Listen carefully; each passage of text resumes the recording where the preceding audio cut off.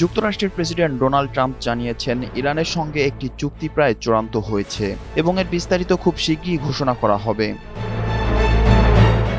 স্থানীয় সময় শনিবার ২৩ মে সামাজিক যোগাযোগ মাধ্যমে দেয়া এক পোস্টে ট্রাম্প বলেন, চুক্তির অংশ হিসেবে গুরুত্বপূর্ণ হরমুজ প্রণালী আবারও খুলে দেওয়া হবে। তবে এই বিষয়ে তিনি বিস্তারিত কিছু জানাননি। ট্রাম্প আরও বলেন, সৌদি আরব, সংযুক্ত আরব আমিরাত, কাতার সহ বিভিন্ন দেশের নেতাদের সঙ্গে তার খুব ভালো আলোচনা হয়েছে। তিনি এটিকে শান্তি বিষয়ক সমঝোতা স্মারক হিসেবে উল্লেখ করেন।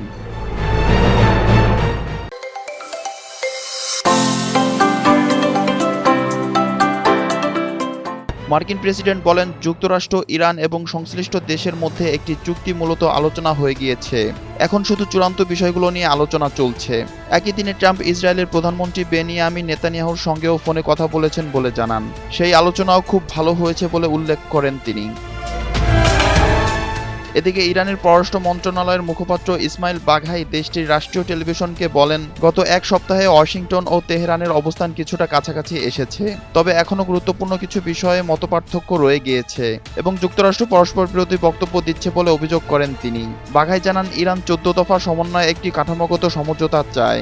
আগামী ৩০ থেকে ৬০ দিনের মধ্যে আরও আলোচনা শেষে চূড়ান্ত চুক্তিতে পৌঁছানো সম্ভব হতে পারে বলেও তিনি আশা প্রকাশ করেন।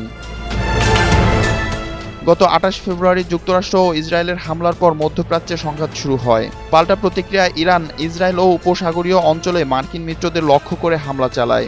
এপ্রিলের শুরুতে যুদ্ধবিরতি কার্যকর হওয়ার পর থেকেই দীর্ঘমেয়াদী শান্তি চুক্তি নিয়ে ওয়াশিংটন ও তেহরানের মধ্যে আলোচনা চলছে।